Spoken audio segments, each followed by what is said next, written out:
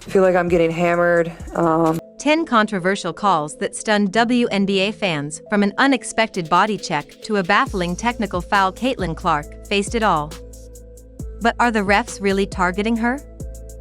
The arena buzzes with excitement as Clark steps onto the court, fans eagerly leaning forward, eyes locked on the rookie sensation. Yet, with each passing game, the thrill is increasingly overshadowed by tension.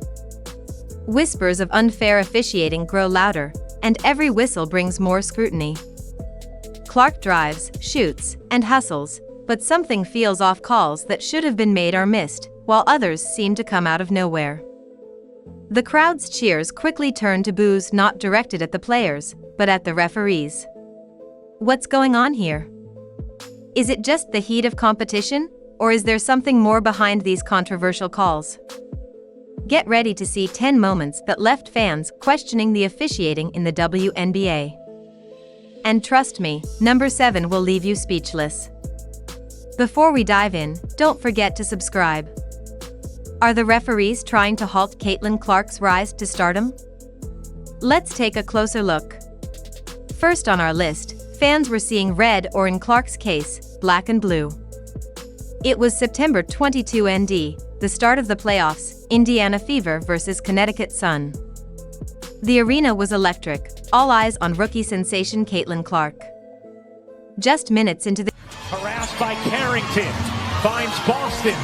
Clark gets hit in the face by Carrington and is down. The game, Sun guard Daria Carrington made a move for the ball and inadvertently caught Clark in the eye. The crowd gasped as Clark stumbled, but the whistle remained silent. As the game continued, it became clear something was wrong. Clark is still down after taking a shot following the pass to Boston. Clark, normally a sharp shooter, went cold, missing all 6 of her 3-point attempts and shooting just 1 for 9 from the field in the first half. The reason? A nasty shiner forming where Carrington's fingers had struck her. Fans erupted in frustration, with social media exploding in outrage. One viewer called it the worst officiated basketball. Clark trying to get around Mabry. Clark to the rim, reverses it home through the contact. Ball game of all time, while another labeled the refereeing an embarrassment. Despite it all, Clark kept playing, showing resilience. She was repeatedly held, pushed, and hit, but never got the calls. The commentators even noted the contact, yet the refs remained silent. Even as Clark struggled with her shot, she refused to let the missed calls define her performance. Instead, she adjusted her game, finding new ways to contribute, proving her mental toughness and adaptability. This was a powerful reminder of how officiating can impact the flow of a game and potentially a player's safety. What happens when the line between aggressive play and dangerous conduct blurs on the WNBA court? In another game against the Connecticut Sun on August 28, things got Take another look here at the heavy contact. even more physical. It began like any other game, but soon became a showcase of hard hits. Alyssa Thomas delivered a crushing body check that sent Clark crashing to the hardwood. The crowd gasped in unison, but the refs only called it a common foul. Social media exploded with outrage. "That's not basketball," one fan raged, while another called it a cheap shot. The general consensus: it should have been a flagrant foul. The lack of a more severe call raised serious questions about the officiating. Despite the brutal hit, Clark remained undeterred. She got up. Alyssa Thomas. Yeah, they're not going to look at this. They might.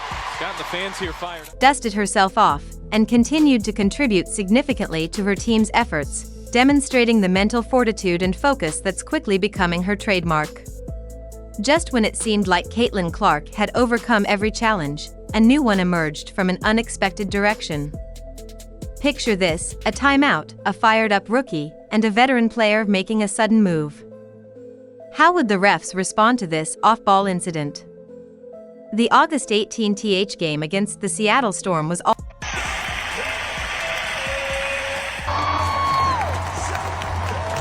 already intense, but things took a surprising turn during a late-game timeout.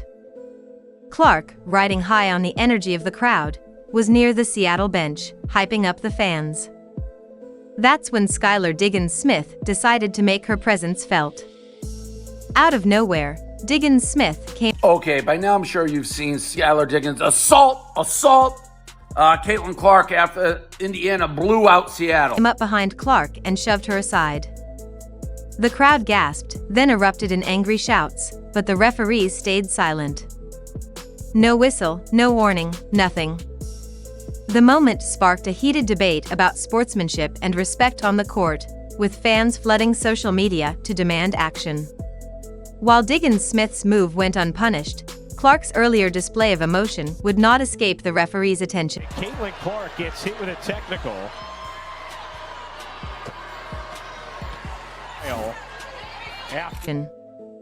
Was the sudden scrutiny fair, or a sign of something more troubling in the WNBA?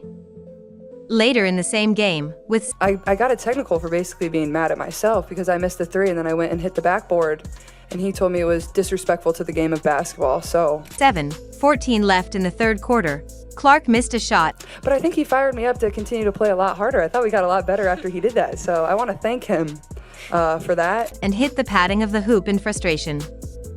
Almost instantly, the referee's whistle blew for a technical foul. Caitlin Clark had been hit with a technical foul. Had nothing to do with my team, had nothing to do with their reffing, had nothing to do with other team. It was just because I'm a competitor. The call sparked immediate debate. Was this simply a case of personal frustration, or was it unsportsmanlike conduct? Clark explained her reaction, but through it all, she didn't miss a beat. She brushed off the shove and the tech, maintaining her focus on the game. With the Fever leading the Storm by 17, Clark scored 23 points, undeterred by the controversy. If you're enjoying the video so far, don't forget to like, subscribe, and turn on all notifications. We appreciate you taking the time to watch. Now, back to the action. Working inside the reverse. Owen took a big hit there on Jackie Young. Technical fouls were just the Does come, and for the second time here in the last minute, we have seen a heavy collision. tip of the iceberg. When the Indiana Fever faced the Las Vegas Aces on September 11, a split-second collision sparked outrage and raised a chilling question: how far is too far when it comes to physical play in the WNBA? The crowd at Gainbridge Fieldhouse gasped in unison as Jackie Young's hand collided with Caitlin Clark's face. The rookie sensation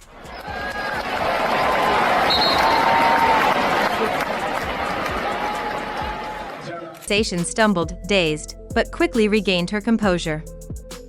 Fans held their breath, waiting for a call. Finally, a common foul was assessed, but the arena erupted in disbelief.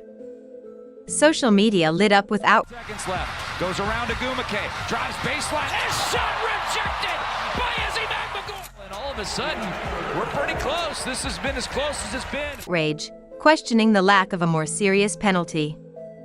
Clark, ever the competitor, shook it off and kept playing, but the incident was a stark reminder of the fine line between tough play and potential danger.